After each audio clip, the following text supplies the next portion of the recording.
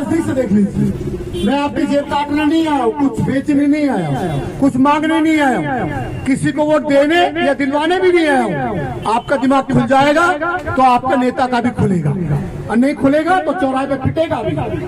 पिटने शुरू हो गए हैं।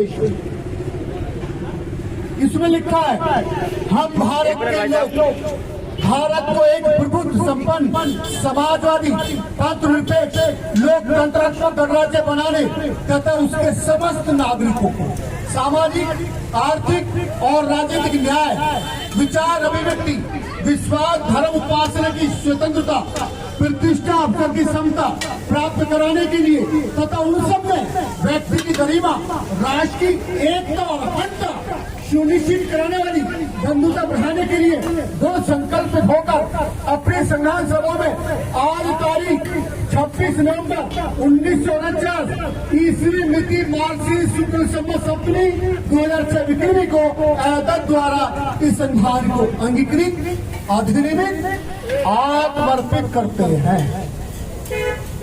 अब ये शब्द ऐसे हैं आम आदमी के ऊपर से जाते हैं, मेरे भी ऊपर से गए थे शुरुआत में, लेकिन मैंने समझने का प्रयास किया कि भारतीय संविधान में पहला शब्द आया हम। ये हम क्यों आया? भारतीय संविधान बनाने वाले लिख सकते थे हम हिंदू, लिख सकते थे या हम मुसलमान। अगर हम हिंदू हम मुसलमान लिखते तो क्या देश एक होता? नहीं होता। लोग अपना अपना मानते, फिर देश बनता। इसलिए देश ना बटे, हम सब यूनाइट हो, कोई ऊंचा कोई नीचा ना रहे। इसलिए डॉक्टर बी.आर. अम्बेडकर ने पहला शब्द लिखा हम भारत के लोग। ये तो नहीं कहा हम मराठी, हम गुजराती, हम उड़िया, हम बंगाली, हम पंजाबी, नहीं, हम भारत के लोग। भारत को एक प्रभुत्व यानी कि भारत का एक मालिक होकर भारत को पंथनिरपेक्ष, धर्मनिरपेक्ष देश बनाते हुए भारत को, भारत के लोगों को सामाजिक, आर्थिक, राजनीतिक न्याय देना का संकल्प लेते हैं। क्या सामाजिक समानता आपको मिली?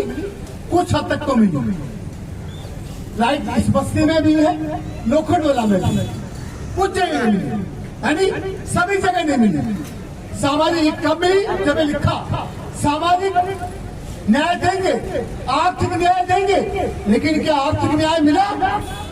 एक इतना अमीर हो गया जो पूरी दुनिया में नंबर 2 पे आ गया, और जीडीपी देश की घट गई, हमारे कपड़े उतर गए, बच्चों के फीस भरने के लिए पैसे नहीं, खाना खाने के लिए पैसे नहीं, इलाज कराने के लिए पैसे नहीं, और अमीर बीमार पड़े तो विदेश में चले जाए। तो क्या आर्थिक आजादी मिली? नहीं मिली। राजनीतिक आजादी मिली, लेकिन हमने उसको समझा नहीं।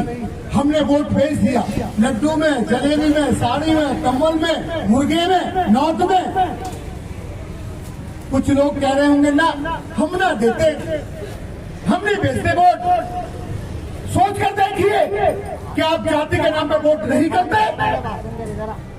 क्या आप नहीं सोचते वोट डालते समय मेरी बिरादरी का है तो वोट करूंगा? सोचते हैं। अगर ये सोचते हैं तो फिर आप वोट भेजते हैं। क्या आप नहीं सोचते मेरे धर्म का होगा तो वोट मिलेगा?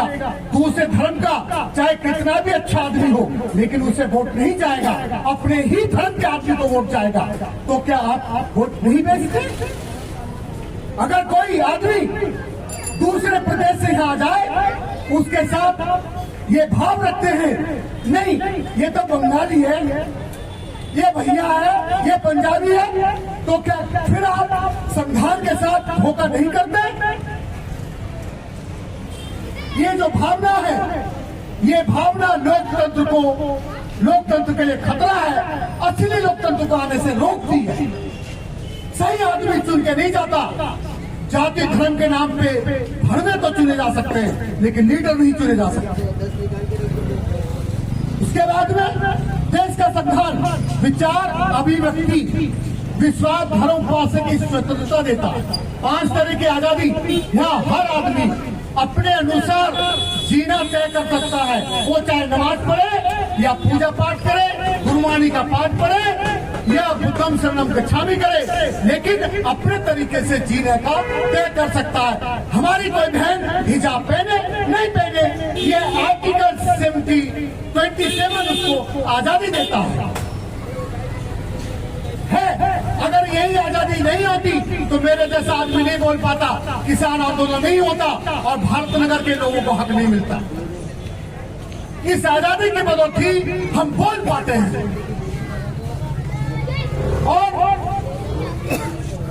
तथा उसमें व्यक्ति की गरिमा, यानी कि जितना भी ये सब है उसमें ऐसा करेंगे कि व्यक्ति की गरिमा रहनी चाहिए। लेकिन आपकी गरिमा है क्या? अवसर की समता तथा उस समय अवसर की समता देंगे, यानी कि जो अमीरों को अवसर है वो गरीबों को भी होना चाहिए। लेकिन क्या हुआ? हमारी बेटियां, हमारे बेटे गोल्ड मेडल लेके आते हैं और उन्हें यहाँ कुछ मिलता भी नहीं है। अगर शोषित पीड़ितों के बच्चों को अगर क्रिकेट की टीम में भर्ती कर दिया जाए ना, क्योंकि वो जानते हैं खेत में कैसे दौड़ा जाता है। जो 100 कोने की बोरी को उठाकर कंधे पर चढ़ के पहाड़ पर चढ़ जाता है, वो फील्डिंग करेगा, ये एसी में हगने मूतने वाला फील्डिंग करेगा। उनको अवसर नहीं है तो अवसर की क्षमता नहीं है। उसके बाद हमारा संविधान कहता है राष्ट्र की एकता और अखंडता सुनिश्चित कराने वाली बंधुता बढ़ाने के लिए, यानी कि राष्ट्र की एकता कायम रहे, भाईचारा कायम रहे, इसके लिए निर्देशित करता है भारत संविधान। लेकिन इस देश का राष्ट्रपति और प्रधानमंत्री और नेता अगर धर्म विशेष की वकालत करता है तो संविधान के साथ धोखा करता है और शपथ उसी की खा के जाता है संसद में। क्योंकि राष्ट्रपति तो पूरे देश का है, पूरे भारत का है, तो उसे विशेष धर्म की वकालत नहीं करनी चाहिए, उसे देश के बारे में सोचना चाहिए। सोच कर देखिए तो संविधान खराब है, लेकिन लोग कहते हैं संविधान खराब है और संविधान की प्रतियां संसद भवन पर जलाई जाती है और उन पे कोई एलिगेशन नहीं लगता है और मेरे जैसे आदमी को लोग जेल भेज देते हैं। भेजिए जेल, देखेंगे हम जानते हैं हम जेल में रहेंगे तो वहां भी जगाएंगे और खुले रहेंगे तो वहां भी जगाएंगे, क्योंकि हमारा संघर्ष देश के लिए है, समता स्वतंत्रता बंधुता न्याय के लिए है। हम मरेंगे तो चाहते हैं हमारे पीछे कोई ये ना सोचे अरे मर गया मर जाने दो, नहीं यार आदमी अच्छा था, 10 कदम साथ चलना चाहिए। तो हम समझेंगे कि हमने अपनी जिंदगी को जाना समझा और कुछ कर गए। हमसे सवाल नहीं पूछेंगे बच्चे कि तुम थे, क्रांति कर सकते थे, बोल सकते थे, तुम्हारी जबान क्यों बंद रही, तुम्हें लालच क्या था? जवाब आप लोगों को देना होगा। जब आपसे बच्चे पूछेंगे पिताजी लोकतंत्र था कैसे खत्म हो गया? नु बेटे हम वोट बेचते रहे और वोट खरीदने वाले लोगों ने वोट खत्म कर दिया। ये मेरी जिम्मेदारी है, क्योंकि मैं जिस समाज से आता हूं हमारे बुजुर्गों के पास खाने के लिए अन्न नहीं होता था, मेहनत बहुत करते थे लेकिन टुकड़ों पे जिंदगी जीने पे मजबूर थे। जमींदार झूठे देता था खाने के लिए। अगर किसी की ईख बोने के लिए पहुंच गए गन्ने के खेत में तो बर्तन नहीं मिलता था, या तो बर्तन अपने घर से लाइए या जमीन में खड्डा खोदिए खाइए जैसे जानवर खाता है। अपने घर बनाने का अधिकार नहीं था। अगर 4 ईंट लगा ली तो जमींदार उखेड़ दिया करता था, तू बसेगा? क्या जमींदार की जमीन थी? नहीं, ये कब्जा था लोगों का, आज भी है कब्जा। हम नफरत करते थे, इंसान कहलाने का अधिकार नहीं था। अगर ये भारतीय संविधान ना बना होता, धन्यवाद उन लोगों का जिन्होंने अपने राजा रजवाड़े खत्म कर दिए, धन्यवाद उन लोगों का जिन्होंने अपना सारा लालच खत्म किया और हमें भारतीय संविधान दिया। और भारतीय संविधान की रक्षा हम नहीं कर पाते हैं, हम बोल नहीं पाते हैं, तो फिर हम उस खून के ही नहीं है, हम उस देश के ही नहीं है। ये हमारी जिम्मेदारी है। अगर डॉक्टर बाबा साहब अम्बेडकर ने अपने 4 बच्चे कुर्बान किए तो हम अपने 2 घंटे कुर्बान नहीं कर सकते? कर सकते हैं। क्रांति होगी कब होगी? जब हम अपना सारा लालच छोड़ेंगे।